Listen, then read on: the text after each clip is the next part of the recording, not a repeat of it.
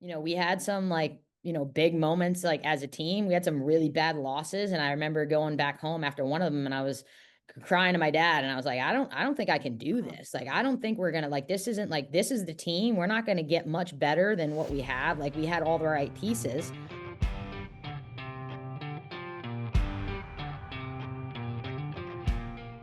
today on the show, I'm talking with retired basketball player from Rhode Island College and the current head coach for women's basketball at Post University. Courtney Burns is up next.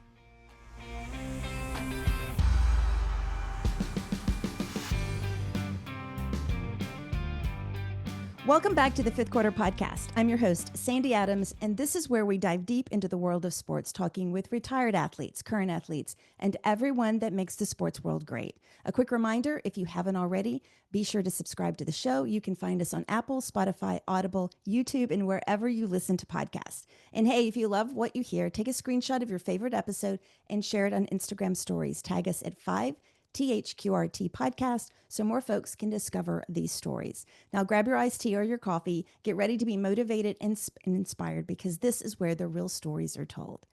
Today's guest, she's a proven leader with a track record of building winners on the court and in the locker room. From making history as a player at Rhode Island College to dominating as a head coach at Mitchell and now Post University, Coach Courtney Burns has built programs rooted in discipline, belief, and results. Her journey from athlete to architect of teams is one marked by resilience, purpose, and a clear vision of what greatness really takes. I couldn't be more excited to welcome to the show Coach Courtney Burns. Hi. Hi, how are you? I am great. For those out there that maybe don't know where Post University is, where is it? Where are you right now? So we're located in Waterbury, Connecticut, not too far from the New York border. Okay, yeah, I'm familiar. I'm familiar with that area. So you're currently the head coach at Post University. You actually were just you just got that job 2 years ago this month, correct? Yeah, this is the 2-year anniversary this month, actually. Yeah, I started July 1. So So looking back in these past 2 years, what do you think has stood out the most about your tenure there since you were announced as head coach? yeah, so I think, the coach before me had done a great job. So, had the program in good hands. And, I think we've changed the style of play a little bit since we've been here, just a more kind of team focused style where getting up and down, playing at a good pace, and, a lot of versatile players that have the ability to kind of go inside, outside. And, I Yeah, think we've now recruited some players that really fit that style and fit that system. And so, I think we're, at a point where, people like to watch us, we're fun to watch. And, I think recruits are kind of catching on the local community. We're starting to run some camps and clinics. And, I think hmm, Post is a great university and just to get our name out there, get our brand out there and, show some women that are doing some big things in the sport world. I just like to kind of build that community environment. I think that I could probably talk to you for hours about this, but especially in the past 2 years, with the evolution of women's basketball just coming into more of the mainstream media and everybody kind of embracing that, and just women's sports in general, I think it's a fascinating time to be a woman and to be an athlete as a female. Has it been easier to recruit or harder to recruit? I think it depends kind of on where you look at it. I mean, I think the transfer portal has really changed Mm, things. it has. I think we're getting a lot more, like you said, a lot more publicity, and I think our game is getting a lot more recognition, which, I love. But I think it's probably the hardest ever now for high school athletes and trying I to get agree. recruited and, find the right spot. We had a couple kids up today for a visit, and they actually asked that question. Are you recruiting freshmen or are you only recruiting transfers? We feel like a lot of scholarship level Yeah. coaches are, just looking at transfers at this point. So I think it's really kind of about finding your niche. And I think when we were at Mitchell College, myself and my staff, we found our niche of, players that Right. really fit well and it's the right place for them. I think we found our niche here at Post as well. And, so I don't think recruiting anywhere is easy. I think you're going to find your hurdles wherever you go. Yeah. I think you're seeing, though, with the evolution of women's basketball, a lot more players starting to train at an earlier age. I think the skill set is, really come a long way. And even just like the last 5 years, Right. just a lot more dedication to that craft, which I think is going to only elevate the game. I think it's going to make the Division 1 level more competitive and make our level more competitive, the Division 3 level. So, I think a little bit of both. There's some easier tracks to it, but I think everywhere you go, you kind of find those hurdles in recruiting. And it's about, finding the right players that are the right Right. fit for the culture and the program. You hit on something about finding the right fit. And I think no matter who you are out there, if you're just a regular everyday person trying to get a job, or you're an athlete looking for a new team or looking for what college to go to, I think that's very important to go for where you fit in best and not just who's the shiniest or who has the best offer. Here in Memphis, we've really discovered how hard the transfer portal can, tear everything up, and especially in the men's basketball. But it's just a whole new world out there. But we're here to talk about you today, and as I said, I could probably talk to you for hours about that. Where did you grow up at? So I actually grew up in Rockland, Mass. It's about 20 minutes south of Boston. Yeah, Really small town, but big basketball town. So kind of grew up in it, and a lot of blue collar people that work hard, and I think it kind of gave me a foundation of the way I coach and things like that. Just a really good right. community of people. Right. My sister actually lives in Boston, so I'm very familiar, kind of familiar Small with. world. I know, right? So when did basketball actually come into your life?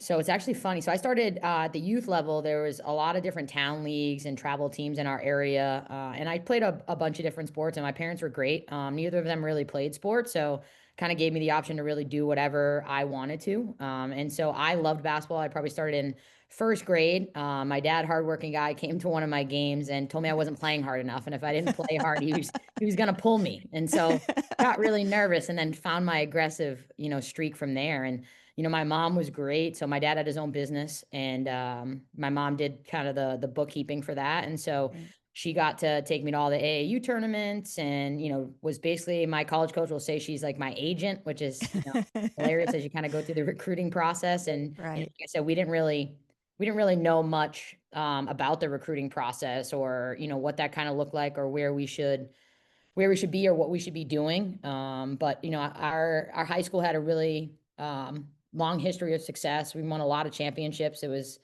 kind of not even an expectation. It was just kind of a given that that's where your team Right. needed to be and what you needed to do.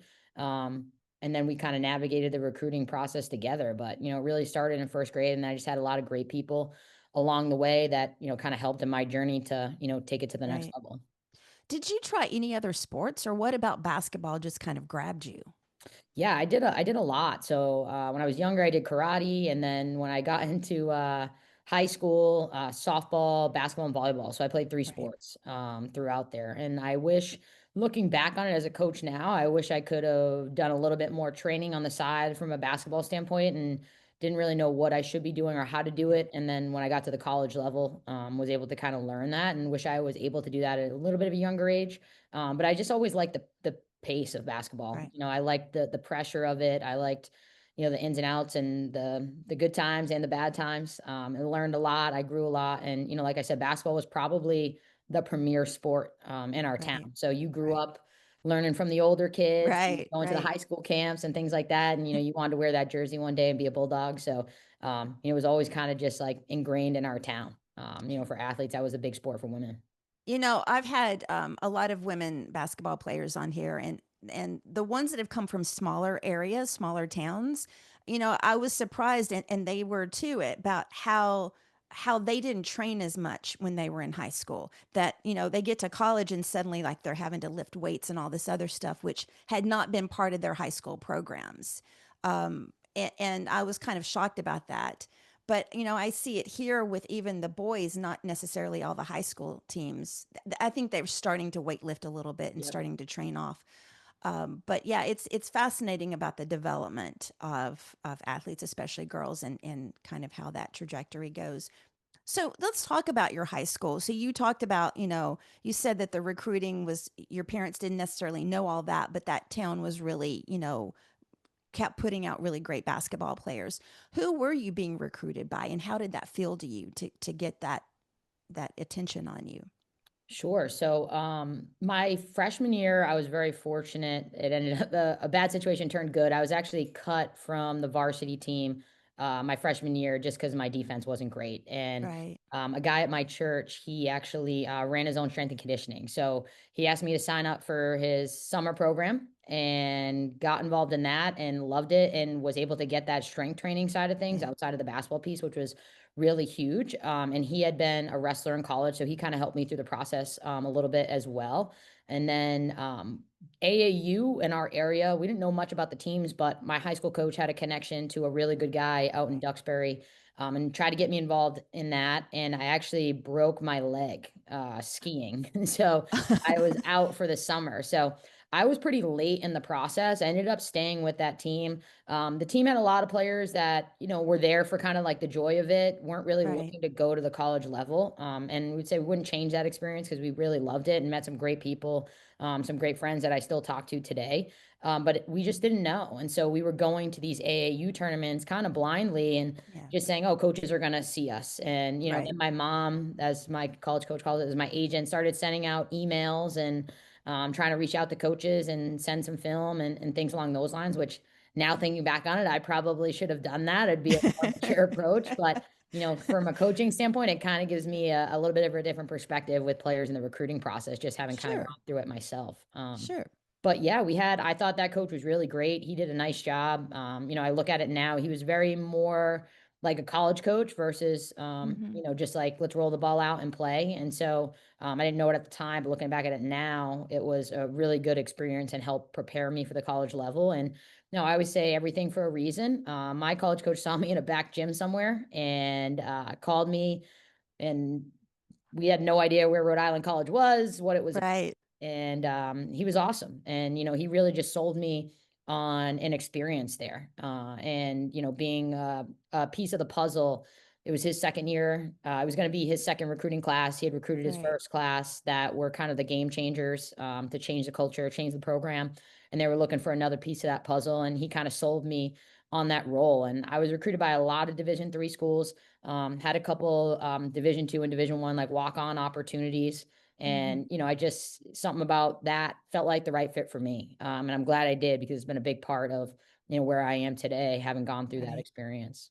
I hear so many stories about how the college coaches found the player in just some off the wall reason, they were not there to even look at somebody else. And, Yeah.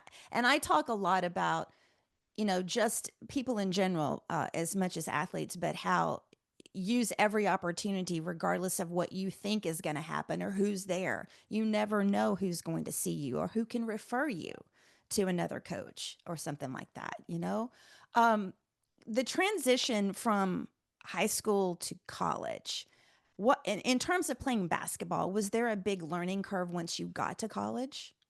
Yeah. Especially on the defensive side, Yeah. coming in there, I was an undersized post. Everyone thinks I was a guard. And so I was in there as kind of like a four spot. And so a little bit undersized and had to kind of defend some of the players on the perimeter and, really struggled. And then offensively, traveled quite a bit. It was kind of like a running joke. So, you get recruited and, they tell you all these things of, where they see you, where they see you fit. But, sometimes it takes a little time to, get into that groove and find that role. So freshman year, that first semester, was rough. And, I think I really, worked at it, tried to work as much outside of practice with our coaches. They were awesome, Right. had a lot of help in that regard.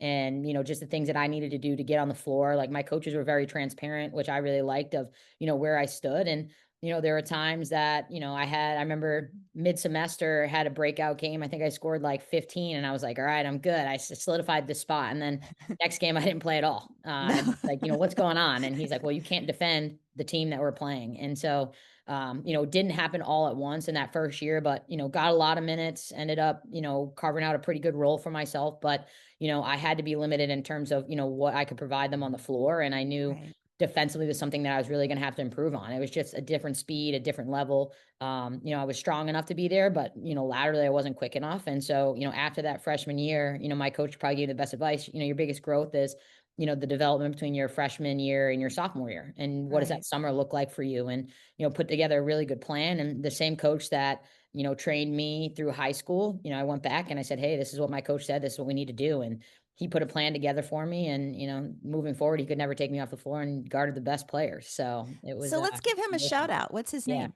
Marcus Riley. So he's Okay. actually, he was there at Rhode Island College. He had took over the year before I got in there. And then, like I said, I was his second recruiting class. And He left after my junior year, going into senior year. He took an assistant job at the University of Rhode Island, and then he's Right. been at Bryant University and now is the assistant coach at Stonehill College. So. Okay. That freshman year, when so you enter college, had you already had some kind of thought about what you were going to do after college? So I had gone in to be a teacher actually. So I went for secondary education for mathematics. And that's what I plan on doing and plan on going back to Rockland or somewhere in the Right. area and coaching high school basketball there. And then looked at, potentially joining a partnership and working with the trainer at the gym that had trained me through Right. high school and college. And that was kind of always the goal. And I ended up training with our men's basketball assistant coach a couple times, and we were sitting there at a training session getting ready for the following season. And we were talking about the loss at the end of my sophomore year, and it's like, ah, man. And he's like, no, you'll be back, and you'll get back, and you'll be on the sidelines one day when you're done. And I was like, what do you mean? He's like, you're gonna be a coach, right? And I was like, I don't know, I never really like thought about it that way. And Yeah. then was able to meet with my coach and going into senior year. And yeah, just kind of went from there. But coming from that small town, you never realized that like college coaching could be a Yeah. full-time job. And Right. so, we just didn't know. My family didn't know. I didn't know. And, obviously you're getting recruited, but you just don't kind of think about it in that capacity. And, I was very fortunate. Marcus put me in a lot of leadership roles. Like I was in charge of strength and conditioning for our team. Right. I didn't usually like talking in public. So a lot of times he surprised me and just threw me in there and I had to, talk. And didn't like him at the time doing that, but can Yeah. definitely see it took me out of my shell. But yeah, I mean, it was just that was never on my radar until that random Right. conversation, and then it's kind of been history from there. I mean, right when I graduated, even before I graduated, I got into coaching, and it's been kind of that way ever since. Well, it's almost like you were in an internship type program while you were being a player. I think it's great. Does that change how you handle the girls coming into your team about what's going to happen after graduation? Yeah, I mean, we try to put them in, like I said, there's a lot of great like leadership activities, leader books and seminars and, things along those lines. And I think it's awesome and so much great information. But for myself, I feel like the most I've learned about leadership has been kind of being put in those situations Right. and working through situations like in real life and in real time. And so, we actually don't pick captains for our team. Everybody on our team has a leadership role, and some is really Right. big and some are a little bit small, but kind of emphasize the importance that like every role is important, and you got Right. to be a leader in your own way, and that's going to look different for everybody. And so it's helped us really kind of develop our players, just in the way in which I kind of went through my college experience and Right. able to kind of put our players in different situations and prepare them. And I think Post does a great job like with our internship opportunities of allowing our players to get real life experience Yeah. in their chosen fields. And I think our players usually turn out pretty well because they're able to use the things they learned in basketball, not from a Sure. skill set standpoint, but from a leadership standpoint. And, they tend to stand out. I mean, this year we had three players who graduated. Two of them already had jobs before they even, went into graduation. And one of them's trying to go overseas. So she's kind of putting it on hold. And then, Right. we had 6 years at Mitchell College, and, all those players have come up and seen a game at Post. And, my whole staff with me who was at Mitchell is here with me at Post. So that's Oh, been that makes me super like nice. that. Yeah. That And, gets me emotional. yeah, and then, those guys just reaching out and hearing the success they're having. And it's like, there are days that you're like, oh, this is tough. We're having a Yeah. tough Yeah. day. And Yeah. you go through, but like you see kind of all that come around full circle. And, we have at Mitchell, a lot of our players were first generation college graduates. And so they Yeah. crossed the stage, which was risky sometimes at some points. And now to see them, like one of our players, she actually failed out of a college her freshman year, and we took a chance on her. I was able to talk with admissions and just kind Right. of say, hey, this is what we're going to do. This is the academic plan we're going to be on. She needs a little bit more hands-on. This is where we're going to be. Just trust me.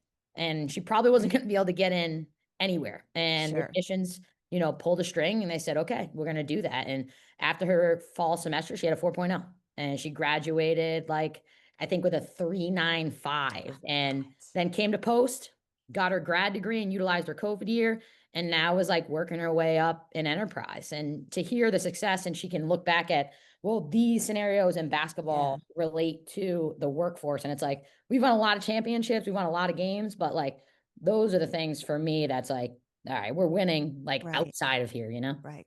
You know, So, there's so many skill sets other than just the basketball skills. You know, there's working with, teams, learning how to work as a unit, the discipline involved in it, the dedication and the consistency that I think a lot of individuals who may not have played team sports may not have those skill sets or have to somehow figure out how to learn them on the fly. So I definitely see. Do you have a lot of players coming in that have WNBA or overseas dreams? a lot of, I mean, I think it's hard at our level Hmm. to jump from like the Division 2 level to the Right, WNBA. Not right, that it's impossible, but right, we right. do get a lot that want to play professionally, and I think it's more of kind of that overseas dream. Sure. And we've had players at all levels. Like we had players at Mitchell that went over and played overseas. We've had players at Post now that have gone over and played Right. overseas. We have a couple kids. I coached AAU for 6 years, and actually one of the young ladies I trained and coached in AAU has graduated now. She played Division 1 basketball for 4 years, and she's coming in today, and we'll train. And she leaves Right. in August to go overseas. So there's so many options, and we always thought if you want to do it, we have some connections, and it's not easy Right. Yeah. per se, but if you get the opportunity, you can only play basketball for so long. So kind of Sure. take advantage of it. One thing that I've kind of, because you're going to be my 72nd interview. And one thing that I've kind of noticed over the past 2 years of doing these conversations is that the women tend to go into their college years in whatever, mostly basketball, but they tend to go into their college years with a plan that doesn't include pro sports. Hmm. The men tend to go into their college career thinking pro or nothing. Very few have, they have to get, they have to declare a major and things like that. But then there's a lot of them that don't even finish because they got a chance to play overseas. But it's interesting that the mindset of the woman versus the male athlete is different. I think some of that plays to there's not a lot of opportunities for pro sports after college for women versus men. But it is an interesting thing. It's almost like pro ball is like your backup plan. Yes, I would agree with that. Yeah. Yeah. So for you, let's go back to your college career. You already had, like, it was already kind of planned out for you. So when you graduated, you said you already had a job? So I did. So the to get your teaching certificate at Rhode Island College, you had to go for an extra year. So I did my Right. 4 years of playing, and then they added a coaching minor. So I picked that up, Oh. and then was finishing my undergrad. And my coach from college, I was actually going to go do an internship with him at the University of Rhode Island.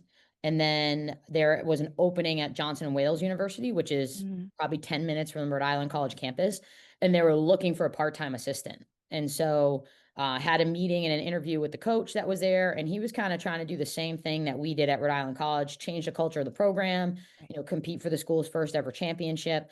And so he liked my experience of having gone through a player. And so I actually got a part-time job as the assistant at Johnson and Wales while I was finishing my undergrad. So it kind of started there. And I had the dreams of kind of going overseas as well and wanted to finish my degree first. And Right. had some things lined up, and I felt like I'd kind of already got my foot in the door with coaching, and he was awesome about like introducing me to people and kind of getting my career started. And then I got a full-time job offer, which my college coach actually helped me with as well, right as I graduated. And I was the youngest assistant in Division 2. And so it was too good of an opportunity to pass up. So it was just kind of, this is the career I want to go. So kind of gave up that Right. dream of overseas. So kind of proves to your point you were saying earlier. Yeah. Was there ever a point in college where, or at any point as a player, where you felt like, or you said to yourself, I don't know if this is what I was meant to do?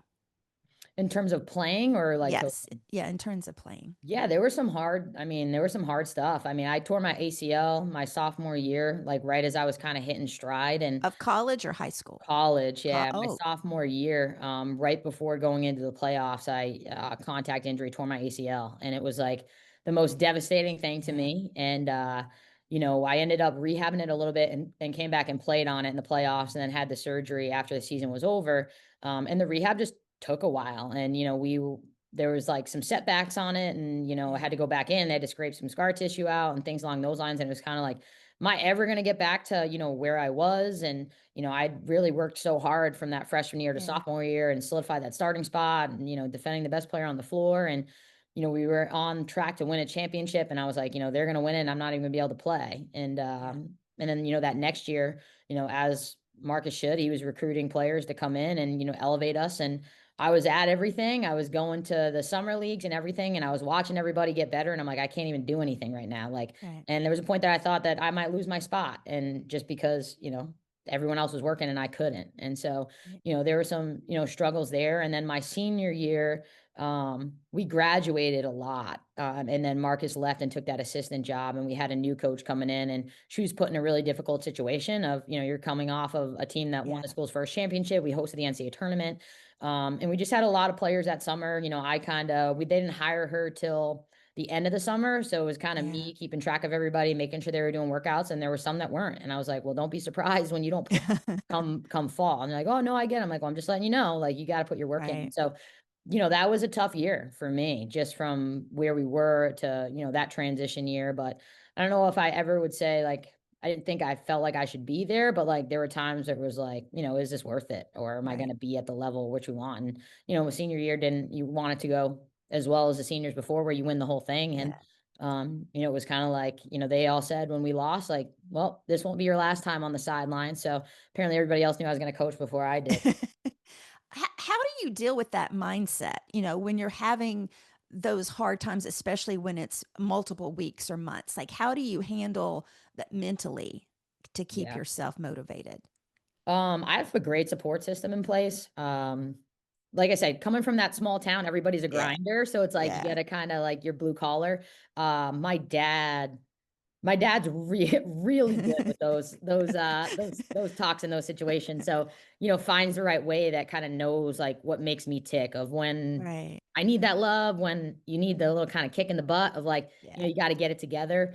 And then Marcus was great throughout through the rehab process. He was more positive than I was, and to be honest. And then, just having that support system and knowing that you have people that you can rely on and talk to when, things aren't going well, and they're going to either motivate you, or, they're going to tell you like, sometimes, like, I'm pretty straightforward. I think if you ask my kids, like, I'm very much like very direct, very upfront. Like, Right. I don't sugarcoat much.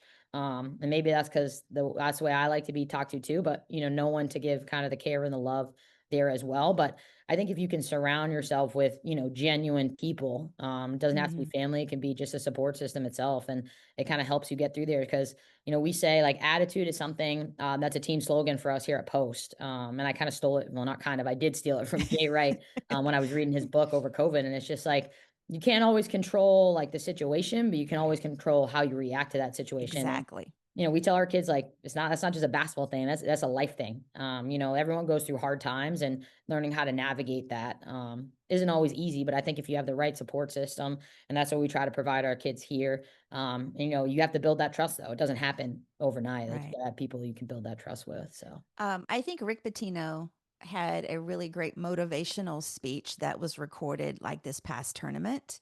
Because he's at St. John's, I think, or yeah, yes, about, life happens and you have to learn how to motivate yourself and keep going. He said it a little bit more bluntly, but I um, sent that to our kids. I saw that one too. It's good. It was good. but it's true. I see, I guess, this next generation here. Um, I grew up in a small town too. Like, I watched my mom and dad work really hard to get food on the table and things like that. And, I think that this generation comes across as a little bit too entitled sometimes, and expect things to just happen, or get really down if something doesn't go their way, and they don't necessarily know how to self-motivate themselves, or just kind of, take that, move on, have good people around you, and keep going. What was the easiest thing about college? Ooh.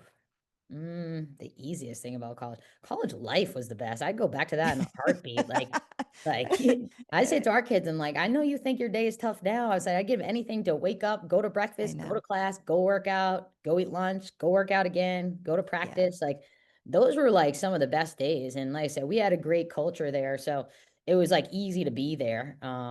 and, really was like a big family. And, you always look forward to going back. You know what I mean? So you go Right. home for the summer break, and I couldn't get back, fast enough. Right. Yeah. And I'm probably the opposite. I definitely, they say you should choose the school for, all the pieces, not your coach. Right. I definitely chose it for my coach in the basketball team for sure. But yeah, it was just, just the experience itself. Like it I was, agree. I would go back in a heartbeat. I would definitely agree on that. What do you think you took more pride in as an athlete, being the scorer or being the defender? I always say that I was probably the worst one in the starting five. My coach might argue with you, but I was kind of like the glue piece. So like we had some really talented players. I was actually the smallest one in the starting lineup, and I played the four spot. But I was always like after that freshman year was always guarding the best player, and it was always something for me of, I'm going to hold this player under their average. And I Right. think very rarely did players score in double digits. So try to keep him in the singles, and took a lot of pride in just like frustrating people. And then kind of whatever the team needed on that given night, like I'd try to kind of rise. So if we need a rebound, we get a rebound. We need some points, I'd try to Right. get us some points. We need defense, you get defense. And, I just took a lot of pride in kind of giving the team whatever they needed in that time. And, kind of knew that, the post player next to me, she was very talented, all American.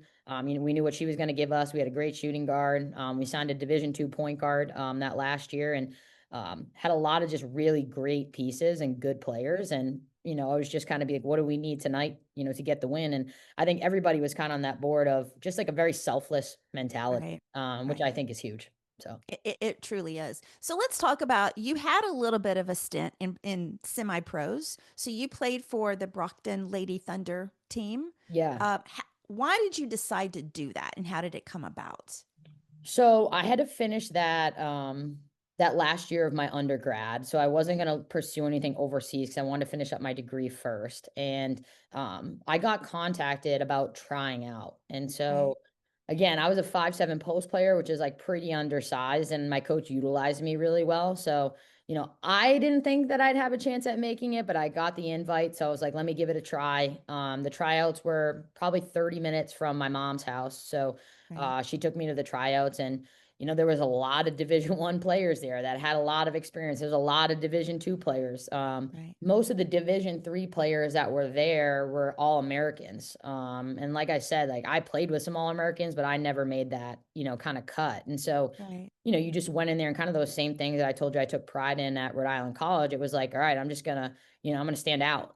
So there were Hmm. times where other players were tired, and I would never get tired. Like I put myself in a position where I could play at 100% capacity for 40 minutes and not stop. Like that was also my other like gift. It was like, I'm never going to get tired, and I know when you are, so I can kind of take advantage of that. But, I remember like being at the tryout, and, some people were trying to avoid a line, and I just went and I'm just jumping in. I just jumped into the next one. And so, find ways to kind of stick out and, find maybe where you catch somebody's eye. And, I was Hmm. taking charges and diving on the floor in the tryout. And so, I think the whole roster was Division I players, and then two Division III All-Americans, and then me. So That's it was amazing. yeah, it was good. It was a different experience. They were kind of like starting up. So we played a few games here and there, Hmm. and I only played for that one season because I got into that full-time coaching job Right. afterwards. But yeah, they gave you like a timeline of like when they were gonna call. And so like my whole team was there. We're just sitting there waiting. And we're like, Oh, ah, we're like, what when is it? And it was like, I think he called me like literally like the call could happen between like 5:30 and 6 p.m. And I think he called me at like 5:59. And I'm like, oh my gosh, like just literally like maybe wait the whole half hour. So it oh, was. that's crazy. So also you did a 4 game tour of Italy with the American International Sports. Mhm.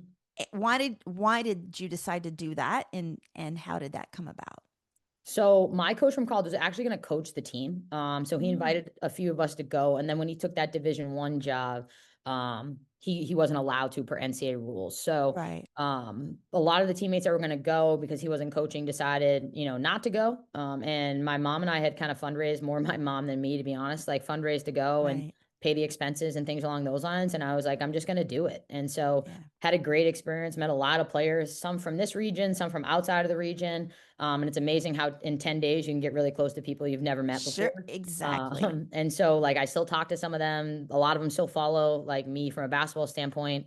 Some of them are coaching AAU now, so I get to see them on the road, like when we leave and go to Kentucky in Yeah. July. So that's been pretty cool. And then they had told me once I went on that tour that like if you get into college coaching, we'd love to have you back. And so I coached a few of their teams over the last few Well, years. I that's actually, pretty cool.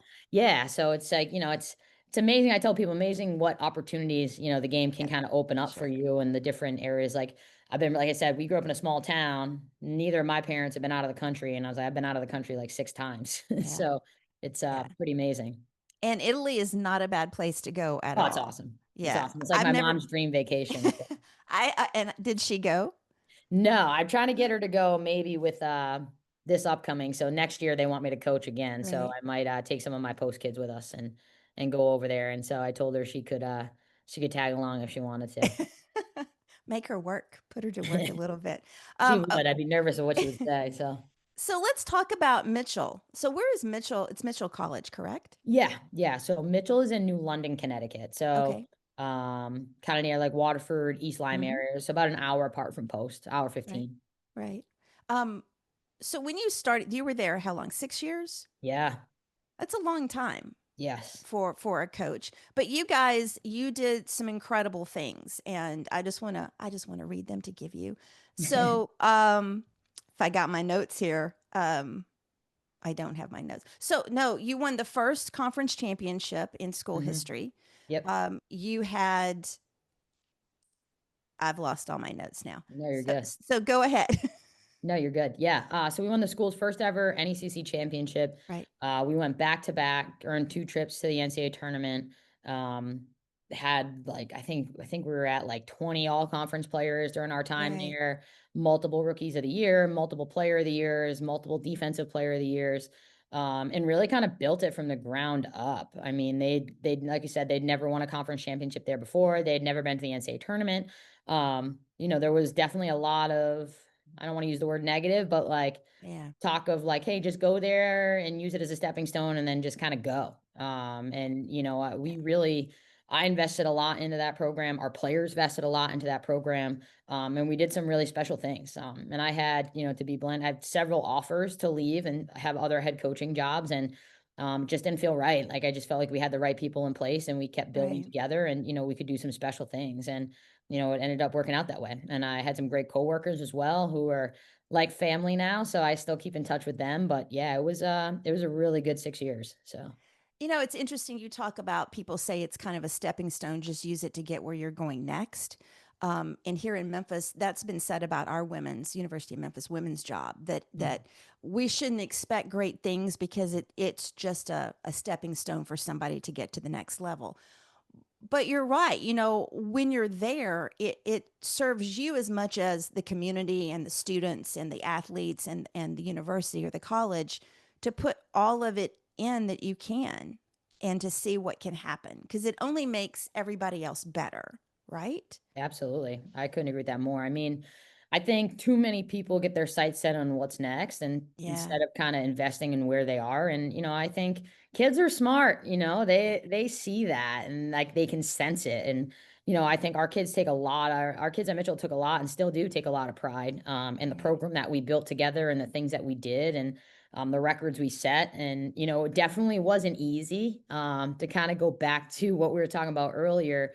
We sold them on the process and, what it was going Right. to take and where we could bring the program to and what that was going to entail. And, I think we talk about kids now and just you have instant access to everything, right? Like if you need Right. to have a question, you get on the internet, you need a package, Amazon will get it to you in a I know, day. And right? there's no more like waiting process. Like you used to watch TV and have to wait a whole week till you saw the next episode. Now you have I things know. on Netflix. And I think everything is so readily available and like the process sometimes gets lost. And it's like, well, if I'm really going to put all this time and energy in, what am I going to get out of it? And it's like, well, you Right. could get a championship. If you don't do it, you're definitely not getting a Right. championship.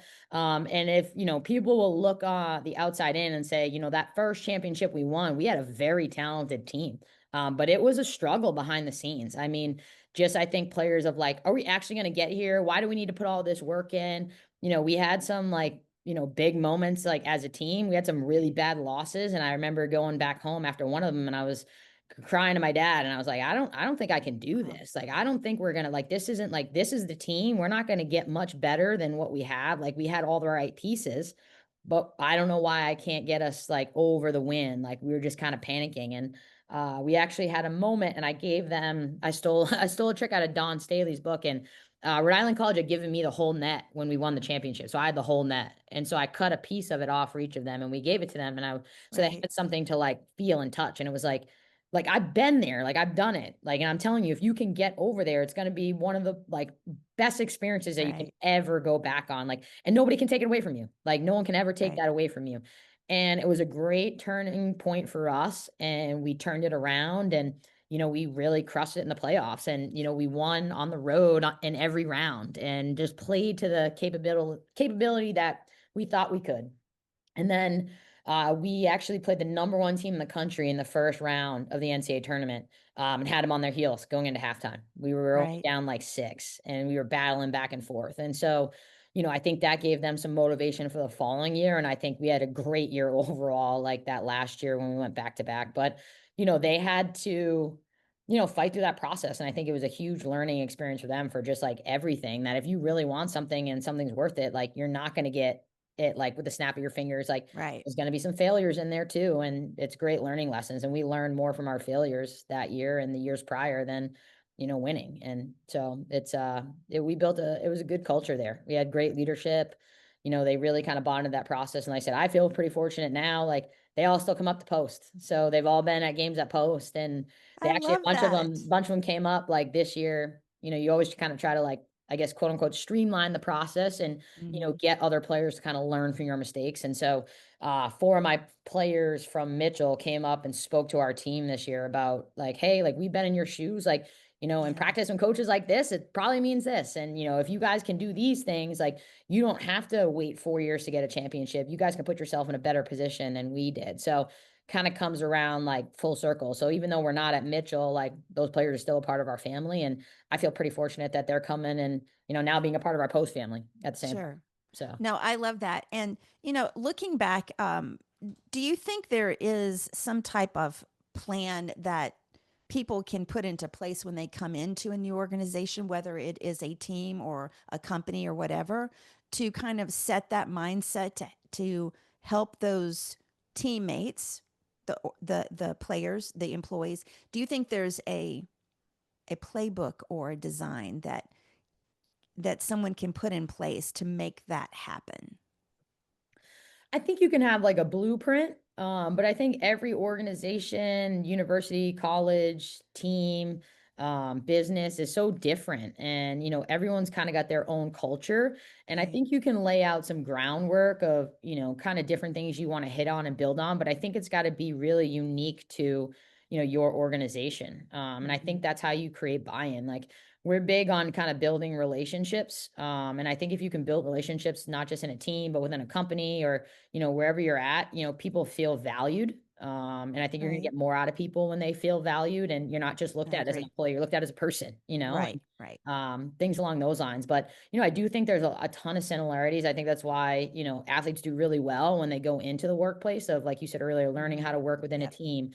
But I think you have to build a culture wherever you are. Sure. And I think that's the biggest piece. And I think it'll change based on, what you're doing or the organization you're in. But, I think there's a lot of different, like, communication. What is your attitude like? Attitude Yeah. same in the workplace as it is here. Like, what does that kind of look like? What is, how are the relationship within your organization? I think when recruits come on campus here, we're not just like in our offices, like, we know everybody around campus. So, advisors, Hmm. professors. So, you're talking to people as you're walking athletes around, and it's like, wow, this is like a community. And I think that can be the same everywhere. And it Sure. doesn't mean, like, there still needs to be the accountability piece as well. Nothing's always going to be kind of sunshine and roses, but, I think there's a ton of similarities, and I think you can have a blueprint. And I think you got to get the right people in place though, to kind Right. of structure it to be unique to, each Right. culture and each organization.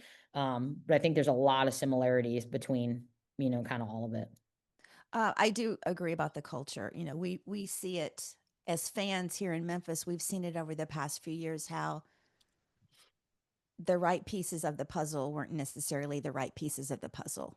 Mhm. And no matter how good someone is, not necessarily the right fit Mhm. for whatever reason. Ha- Going back to when you started at Mitchell versus when you started at Post, how would you just it was is there a difference in who you are as a coach from that first year at Mitchell to who you are at Post when you started? Yeah, I've learned a lot. I've learned a lot. And I've adapted and adjusted. I think my core principles are the same, but I Mm-hmm. feel like I've definitely learned how to manage situations better. And I said it to my staff actually this year, and I'm like, it's so funny. Like, it's the same here at Post that it was at Mitchell. Like, it's the same in terms of like the process of getting the program to where we want it to be. Like, you face similar hurdles, again, maybe a little bit different kind of here and there. But I think, I made mistakes at Mitchell, and I was very fortunate to have a great athletic director who Right. allowed me to make those mistakes and then use them as learning experiences for me as a young head coach, where Right. you might not get everywhere. And, I think it really helped prepare me. At Mitchell, everyone would be, you can't be successful because you don't have the resources, or, this about the school or Mm-hmm. that about the school. And we didn't really listen to those things. We just, tried to, recruit our players and, sell them on the experience. And I think we went above and beyond. And I think we had a lot of coaches in that department who did. So we got to rely on each other as well and Right. learn from, like, our baseball program there was very successful. They were the most successful program when I arrived and consistently winning multiple championships. And so being able to lean on him, even though it's a different Yeah. sport of, tell Sure. me how you got here. How did we do this? And like, all those coaches are then there supporting you when you're winning your first one. So great culture there. And then it's been able to kind of bring it over here to Post. Like, I think, like I said, the core values, we say attitude, leave your mark. And we've even had it developed. We have a weird slogan called Duck, which everybody's like, what the heck are you guys and so I've learned from the failures we had at Mitchell, and I think I'm better with the kids at Post because I failed at Mitchell. Um, and so I think it's, again, similar blueprint like we were just talking about, but Right. each team has kind of their own way and their own path. And I'm big on, if I'm not going to get stuck in one way, if something doesn't work, we're going to find another way, to Sure. make it Sure. happen. And so, I think it's all been a learning experience. I think I'm a better coach now than I was, and I'm very fortunate to have been able to go to Mitchell because I think I had to learn a lot, I had to fail a lot, I had to find different avenues and, not make any sort of excuses. And so I think I was well prepared Right. coming in here. So, some of the things that, maybe other coaches feel like we don't have or things. And it's like, well, we got a lot more than I had previously, and we did pretty well there. So it just gives you kind of a different mindset and a different outlook as you kind of go and build. Sure. What was the biggest mistake? I'm going to put ask you biggest mistake you made at Mitchell. I would say not listening, being very much like, this is how we're doing things, this is how we're going to do it. And kind of, I would say the best terminology would be like not taking a deep breath and like letting it sink in and then finding, a solution. So it's like my way or the highway, this is how it's going to go, this is how we're going to do it. And not to say that, we don't have that standard here now, but I think there were ways where we didn't have to create as much like ruffling of feathers or Right. drama and things along those lines. Like, I still think we could ultimately achieve the right goal and get where we want to be and what we want to do. But I think I could have listened a little more, versus kind of, I would say probably a little bit of lack of confidence, a little bit of like, you don't Yeah. want the kids to look at you a certain way, especially as a young coach, being, they don't know what they're doing or this and that. And so you're trying to kind of lay it down where, I'm young, but I'm in charge. This is what Right. we're doing. This is how we're doing it. I think there were better ways, and we could have got to the same result without having as many hurdles if I could have handled some situations better, or, been able to kind of listen versus just listening to respond. No, I get that absolutely. It looking back on everything, was there a point where you had a hard time like leaving the part of the athlete in you? Because I've talked to a lot of people, and in a lot of the conversations they talk about, even after they made the decision whether or not it was theirs, or an injury or something like that, was there ever a hard part about leaving the player in you behind and not playing the sport anymore? Not too bad, honestly. I mean, I made that choice because I had the opportunity to go Sure. overseas and continue to play if I wanted to. I had some things set up, and then, chose that coaching path. Right. Um, but I think, like, when you talk to my players, like, I'm very passionate about the game. I was that way as a player, and I think it shows in my coaching as well. So, not too much for me of like a hard time in that transition. I was more on the edge of just because I was so young. Like I think I was 20. Like I went to college when I was 17, so I was young, Oh, and then so yeah. like turned 18 right as the start of it. And so I was always kind of like the younger one, and then getting into that full-time assistant job, I was like 22 years old. I was the youngest assistant in the country at Wow. Division two. So it was like, you got to like really, I wanted to make sure I found that balance of, still being the assistant, but not being like their friend slash teammate. Right. That was, trying to make sure that I was still like quote unquote an authority figure and not just like their buddy. And kind of make sure I could gain the respect that way. But I think because of my playing experience and us having success from a skill development standpoint, I was able to Mhm. gain a lot of credibility that way with those players at a young age of being able to help and develop them. Yeah. To kind of bridge that gap between, again, I think my first year when I was coaching at Southern Connecticut, like one of the players on the team was actually older than me. So I'm like, oh, this is weird. But I had like I said, I had some great mentors. And so I always say like coaching a bad day coaching basketball is better than most people's good days in some of their jobs. So Yeah. it's like, I feel pretty fortunate that I was able to kind of do what I love and, take it to the next level. And like I said, my college coach has been a huge mentor for me, still is. I just talked to him Right. yesterday. So kind of how I need to handle the process and things along those lines. So So, when you have a player come to you that maybe she's unsure of herself or unsure of parts of her game, how do you help her work through that? yeah, it's great. So I have an open door policy, which is kind of funny now because we have cubicles. So I've always had an office. We have cubicles. Like my door is like Cubicles? literally always open. Like there's not even a door anymore. Oh my But we God. kind of tell them that. So, and like I said, we build that relationship in the recruiting process. So like we're very strategic of, we've had some really talented players that just aren't the right fit and we haven't Right. offered for them to come here. So that's a big part of it of kind of building that relationship and that trust. And like I said, I'm very transparent. So like we talk a lot about our players like roles, expectations, where we see them. And then, freshman year, I think for anybody is tough. And then after that freshman year, we do skill books. And so basically like we split up everybody on our team amongst our staff and we pick 3 to 4 things we want each player to work on. And then we Right. really break it down in detail of what that looks like. So, we say we want you to be an elite shooter. What does that look like for you? What does that look like for us? And so we label that out. And then there's a lot of stats and a lot of graphs and pictures and things behind of, what does that look like? So every time you step to the right, when you shot 12%, but every time you stepped into the shot, you shot 65%. Oh, And so we took it to a little bit of another level where they're very detailed. We signed 7 Division I transfers last summer, and they wow. yeah, we had a good year, and You had a great year. yeah, it went well, so I can't complain there. But yeah, I mean, they all came from some really good programs with some terrific coaches and who have done a really nice job. And we gave them those books, and they're like, we've never seen this in this much detail. It was more just kind of like general. And Right. then just we're very much available. You can usually sense like when a kid's doing well or not doing well, especially mentally.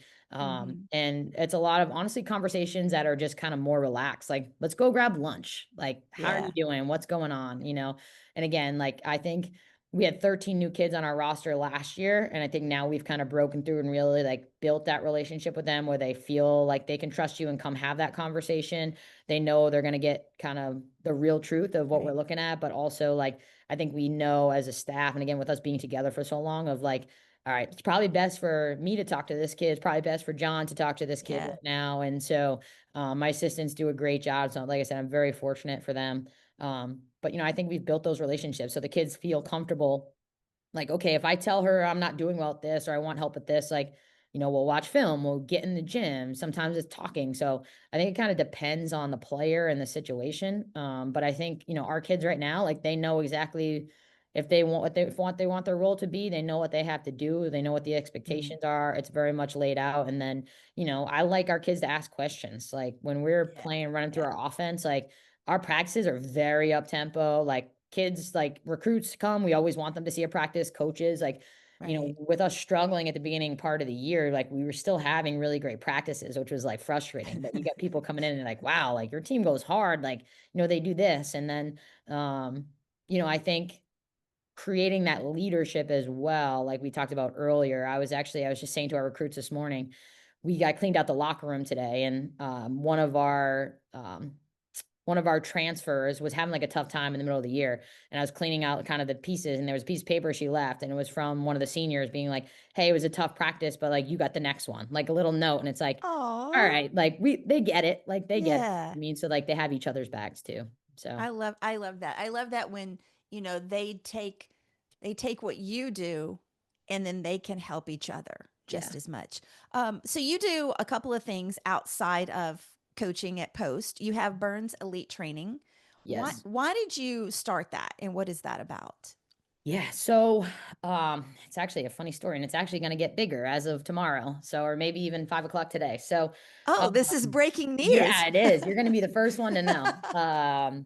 Yeah. So when I was at Mitchell, with coaching, like salaries aren't big, and I had a couple Yeah, of kids that had asked me to do some training on the side, and I was looking at a buddy of mine does like websites and things like that, and I'm not big on, I don't like talking about myself, to be honest with a you, lot of or people like don't. talking about my team and those things Yeah, versus like trying to sell myself. So a buddy of mine who runs a very successful video company had said, why don't we just try to create like basically like a virtual resume for you where like it's out there, and yeah, it was great. Like my dad helped me, and then that guy helped me out a lot too. And they came in, they like interviewed our players, and they, like did some stuff on the school. We talked about our culture. And he like took a bunch of videos. And then a couple months later, I'd followed up with him and just trying to see where the website was at. He's like, why don't you come into the office? And so I came in and we talked, and he's like, what are your goals? And it was like, I was at Mitchell, and I was like, I want to continue to build here. And, Division 2 would be a lovely step, like a next step if I could right. get there. Like I just like that model. I said, but when it comes, it'll come, and we'll kind of see. And, maybe one day Division 1, I don't know. And so see where everything kind of falls. And he was like, well, I have an idea. Like, I think you should make this like into like a training company where you're like training kids, like in youth, and develop them, and,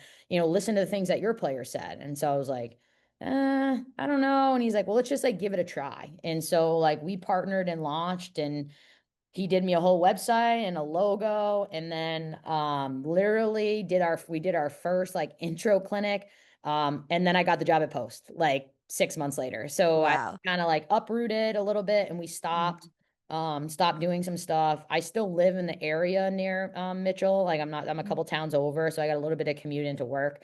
And one of the young ladies that I trained for like 3 years. Her mom works at a local high school and was like, well, would you consider moving your training to this high school? And so I was like, sure. And so Yeah. we started training like youth kids all the way up to like high school, college, even professional level. And it was going okay. Very kind of sporadic. Like some days I'd show up and we'd have nobody. Some days I'd show Right. up and we'd have like 4 or 5. And what I would do was when I was in season, I would stop. So I'd go for Yeah. like a 6 week session and then stop and then try to set it back up. And then I signed a contract with that high school, and I was like, you know what, I'm going to do this year round. So every Sunday, 12 to 1:30, I'm going to Wow. offer the training session. I'm going to do it in season, see where we can Right. go. And we're up to like 10 or 12 now in there, like pretty consistently. Right. With the high schoolers on break now, like we get more in the gym. And then I've like worked with a lot of younger kids and been able to kind of see them develop and grow. And one of the dads a couple weeks ago said to me, I think you should coach Scarlett's AAU team. And I was like, oof, I'm like, I love you guys, but like I've done the AAU. And they're like, well, we're just like looking for a new experience. Like, we think you should do it. And I was like, yeah, and like at Division 2, you weren't allowed to, and then they Right. actually just changed the rules this year. So now you Oh, can. And so yeah, so 2 days later, a young lady that I coached like my first summer of coaching a camp and kind of helped her through her recruiting process reached out to me and was like, when are we going to make Burns Elite bigger than what it is? And I was like, haha. She's like, no, I'm serious. And I was like, well, I've already talked to your boss, and I'm not coaching 6 AAU teams. Like, I don't want to do that. right. And they're like, Yeah. well, we just jump on a call. I'm like, okay. So I was like, I'll jump on the call. You never know. So I jumped on the call, and now we're gonna have I'm gonna be the regional director for Burns Elite AAU, which is gonna start this fall. And so I won't actually be coaching the teams, but I'll be like the skill development guy. So like they'll still get the Yeah. development, and then Yeah. talk to some of my staff, and gonna get them some kind of on-court experience of them being able to run their team, but trying to get back to kind of the development of youth and try Yes. to give them a different Yes. experience. And I said to them, kind of make the same culture with that AAU program that we had at Mitchell and we have now here Yeah. at Post, and kind of trying to build it that way. And so, yeah, so that's launching tonight. That'll be on there That tonight. is So, awesome. yeah, thank you. Congratulations. Thank you.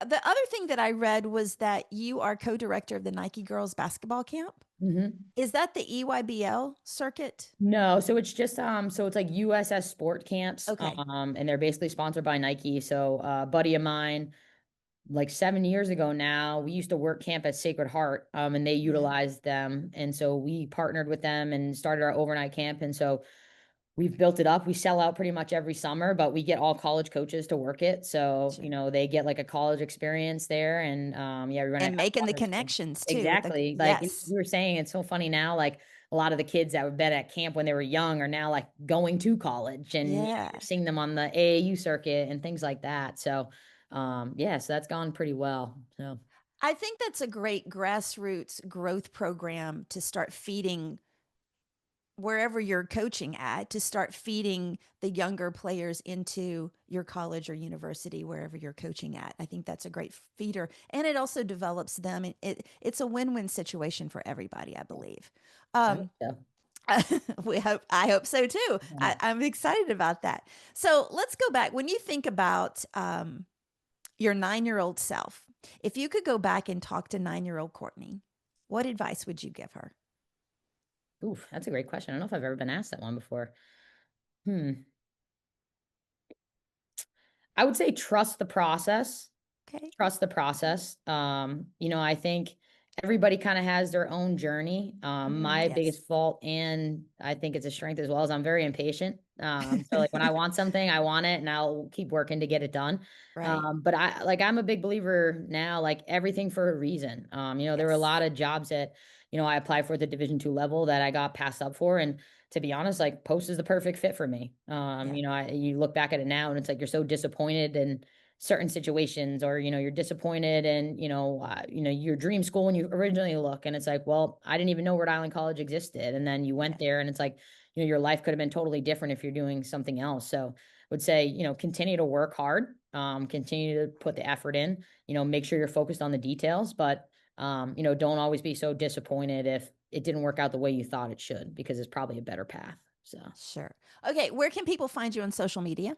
So my social media hands are all Coach C Burns. So Okay. pretty easy kind of across the board. And then our post handles are post underscore WBB. Okay. And then for the training stuff, it's Burns underscore elite. I'll put all of those in the show notes and on the video when it comes out on YouTube. Okay, just a few quick flash fire fun questions. Okay. What's your game day ritual or superstition that you still hold on to? Ooh, I'm a coffee every morning. It's Yes. coffee during shoot around. And then as a player, I've always listened to Eminem till I collapse. Every game in high school, every game in college, every every game as a coach. So That's crazy. Okay, and if you could coach alongside anyone, living or dead, who would you pick and why? oh, that's a tough one. It's like really hard between Pat Summit and Gino Auriemma, to be honest. I'd Mm, probably throw Jay Wright in there a little bit as well, but I think I would go. I think I'd probably go Pat Summit. I feel like okay. she started to change the game, and then Yeah, before she kind of got sick and everything went down, her and Gino were kind of going toe to right. toe. But I think she grew up in a small town, similar, didn't Yeah. realize kind of coaching could be a thing. She went into it, kind of her struggles. I think you could learn a lot from the empire she built at Tennessee. Yes. I'm not a UT fan. I'm obviously in Memphis, Yeah. but I respect the hell out of her. I think she was an amazing coach. Our current coach for our women's team, Alex Simmons, she played on her team. She It's played for amazing. for her. So yeah, I just think she's an amazing individual, if nothing else. Before Changed the everything else. game. Yeah, she did. Okay, favorite game, meal, or snack? Post game. Sorry, post game Post meal or snack. game, Yeah. chicken wings. Yes. Yeah. Okay. A Yeah. quote or motto you say to your team often, Duck. and you're going to say what that means. Yes. So when it's a little bit of a story on this one, so it might take me a minute. Okay. When I was at Mitchell, the first year we were winning the chip. We were trying to go for the first championship. Like I said, we weren't doing well. And I was very frustrated trying to kind of figure it out. And I went into the office, and our lacrosse coach, his office was right next to mine.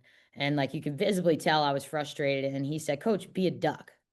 And I like got mad. I'm like, I don't know what that means. Like, and I'm like annoyed. Like, what does that mean? He's like, be a duck. Have you ever seen a duck in the water? And I was like, I still don't know what you're talking about. He's like, watch. He's like, the water just rolls off of them. He's like, you got to just let it Oh, roll off. yeah. And so the next day I came to the office, and there was a giant picture of a duck with the water like rolling off the back. And so we talked to our team right before we went into our big conference rivals, NEC. And, we said, it's going to be chaotic in here. We're going to make mistakes. I'm going to make mistakes, but how are we going to bounce back? We just got to let it roll off. So we'd go like this Yeah. and signal that. And this year, our team really struggled. We were young, and just, if they made a mistake, like we couldn't get over it. Like, and it spiraled into this one and that one and this one and that one.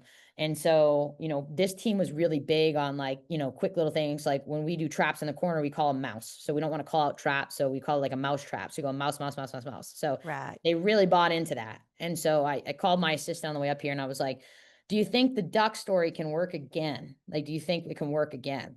And they ate it up. They love it. And so when things started to look like they were going to spiral, we would say duck, duck, duck, and then they would clap twice, and they would say duck, duck, and they'd clap. And it was a mental Oh, reset for us to just right. kind of like let it roll off like it Sure. already happened. Sure. And so, Sure. yeah, long story for that one. But yes, I that is, love our kids that. love it. My grandmother bought them all rubber ducks. Some of them are putting them in their shoes. They're all over the locker room. They're like, they eat it up. And so, yeah, when things go wrong, like I think one of them said like something went wrong in the classroom, and they said duck, and everybody was like staring at them. I'm like, okay. I love that. Yeah. Okay, last thing. If you weren't coaching, what would you be doing? I can't even answer that one. So many people have asked me that. I don't, it's something with basketball, I guess. I don't know. Like, Yeah. people say that all the time. I guess teaching, I'd probably go back to Right. teaching, but yeah, Right. no, that's a hard one. People have asked me that, and they're like, oh, at what point do you think? I'm like, no, I'll probably just do this forever.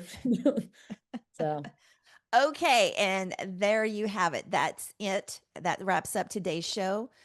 Courtney, thank you so much for being my guest today. I reached out. I didn't talk about this at the beginning, but I literally just I go on LinkedIn and I search former athlete or student athlete or something like that, and you popped up, and I kind of quickly just scanned your thing and went and Googled you, and I was like, this is a really interesting story. I'd love to have you on. Reached out to you, you responded, and here we are, and I appreciate you just saying yes and going for it. yeah, no, Um, we appreciate it. so for all of you out there watching and listening, especially if you've made it all the way to this part of the show, I appreciate all your support. Another reminder to subscribe to the show wherever you listen or watch. My mantra is like, share, and review. Follow us on social media at 5THQRT Podcast. Until next time, remember, change is our ally and it paves the way for greatness. Stay inspired. Have a great rest of the week.